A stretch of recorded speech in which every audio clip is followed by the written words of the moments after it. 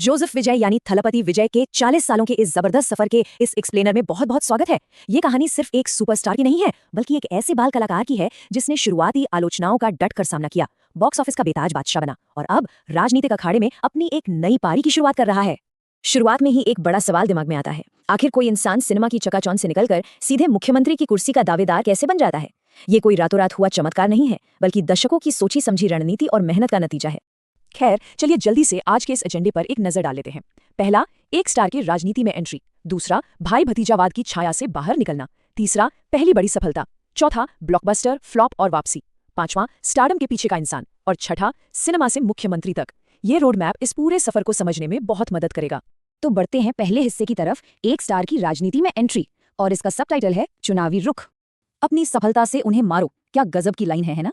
ये सिर्फ एक कोट नहीं है, बल्कि ये वो मूल मंत्र है जिसने भारी पब्लिक स्क्रूटनी और राजनीतिक उम्मीदों के दबाव को झेलने की ताकत दी। इसी सोच के कारण हर कदम पर बिना कोई विवाद खड़े किए बस खामोशी से आगे बढ़ना मुमकिन हो पाया। अब देखते हैं भाग 2, भाई भतीजावाद की छाया से बाहर निकलना, और इसका सबटाइटल है पारिवारिक विरासत से आगे बढ़ना। आज की इस भारी कामयाबी को सही मायनों में समझने के लिए फ्लैशबैक में उन शुरुआती दिनों को देखना होगा। शुरुआती करियर में विजय की पहचान सिर्फ मशहूर निर्देशक एस ए चंद्रशेखर के बेटे के रूप में थी। नेपोटिज्म का ये ठप्पा मिटाना बिल्कुल भी आसान नहीं था, लेकिन कमाल की बात देखिए, आज पूरा पासा ही पलट चुका है और अब उनके पिता को विजय के पिता के रूप में जाना जाता है। लगातार की गई मेहनत ने साबित कर दिया कि एक स्थापित पारिवारिक पृष्ठभूमि की छाया को भी पूरी तरह से पीछे छोड़ा जा सकता है। इस सफर में जिस लेवल के धैर्य की जरूरत पड़ी वो सच में हैरान करने वाला है। इस टाइमलाइन को देखिए, 1984 में महज 10 साल की उम्र में पहली फिल्म वेट्री आई, फिर 1992 में एक हीरो के तौर पर वापसी हुई, लेकिन असली सफलता मिलने में 1996 की फिल्म पूवे उना कागा तक का इंतजार करना पड़ा। मतलब अपनी खुद की एक ठोस पहचान बनाने में पूरे एक दशक से भी ज्यादा का वक्त लग गया। आगे बढ़ते हैं भाग 3 पर, पहली बड़ी सफलता, और इसका सबटाइटल है इलैया थलपति की छवि बनाना। 90 के दशक में इस ऑन स्क्रीन छवि को बहुत ही बारीकी से गढ़ा गया। 1994 की फिल्म रसीगन से इलैया थलपति का वो मशहूर टाइटल मिला। इसमें एक्शन, कॉमेडी और रोमांस का ऐसा जबरदस्त मिक्स था जिसने हर दर्शक को अपना दीवाना बना लिया। और फिर 1997 में कथानुक्कू मर्यादाए के लिए सर्वश्रेष्ठ अभिनेता का तमिलनाडु राज्य फिल्म पुरस्कार जीतना, ये मास अपील और एक बेहतरीन अभिनेता होने का परफेक्ट बैलेंस था। तो चलिए अब आते हैं भाग 4 पर, ब्लॉकबस्टर, फ्लॉप और वापसी, जिसका सबटाइटल है बॉक्स ऑफिस का उतार चढ़ाव। 50 करोड़। साल 2004 में फिल्म गिल्ली ने एक ऐसा बेंचमार्क सेट किया जिसकी शायद ही किसी ने उम्मीद की होगी। यह डोमेस्टिक बॉक्स ऑफिस पर इस विशाल आंकड़े को पार करने वाली सर्वकालिक पहली फिल्म बन गई, एकदम गेम चेंजर। लेकिन कहते हैं ना कि सफलता हमेशा एक जैसी नहीं रहती। 2007 से 2010 के बीच का समय काफी मुश्किल भरा रहा। लगातार कई फिल्में फ्लॉप हुईं और कड़ी आलोचनाओं का सामना करना पड़ा, लेकिन ये उसी काम को बोलने दो वाले फलसफे का सबसे बड़ा टेस्ट था। इतनी आलोचनाओं के बावजूद कोई बहानेबाजी नहीं हुई, बस खामोशी से काम जारी रहा। और फिर जो वापसी हुई वो सच में देखने लायक थी।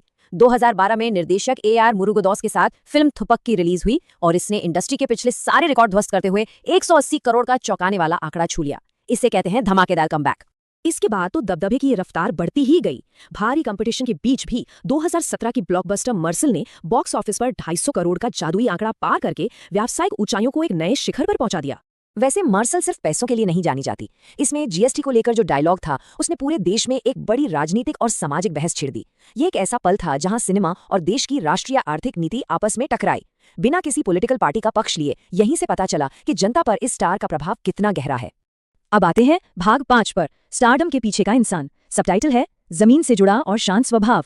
बॉक्स ऑफिस के इन बड़े बड़े नंबर्स को किनारे रख दें तो पीछे एक बेहद शांत इंसान नजर आता है। इतनी अपार शोहरत के बाद भी सार्वजनिक रूप से शांत और लो प्रोफाइल रहना कोई आसान बात नहीं है। और क्या ये बात पता थी कि इतने जबरदस्त डांसर होने के साथ साथ उन्होंने 32 गानों में प्लेबैक सिंगिंग भी की है। इसके अलावा 1999 से संगीता स्वर्णलिंगम से शादी और 2 बच्चों के साथ एक स्थिर पारिवारिक जीवन उन्हें आम लोगों की हकीकत से बहुत गहराई से जोड़े रखता है। और अब हमारा आखिरी सेक्शन, भाग 6, सिनेमा से मुख्यमंत्री तक, जिसका सबटाइटल है राजनीतिक विधानसभा को इंतजार। दशकों की इस अनुशासन भरी जिंदगी और जनता के साथ इस मजबूत कनेक्शन को अब सीधे राजनीति में आजमाया जा रहा है। अगर अभियान के मुख्य संदेशों को देखें तो 3 चीजें सबसे अहम हैं: युवा सशक्तिकरण, शिक्षा व सामाजिक जागरूकता और सभी का आर्थिक विकास। सिनेमा की इस भारी लोकप्रियता को एक गंभीर लीडरशिप में बदलने के लिए ये एक बहुत ही न्यूट्रल और सॉलिड फाउंडेशन तैयार किया गया है।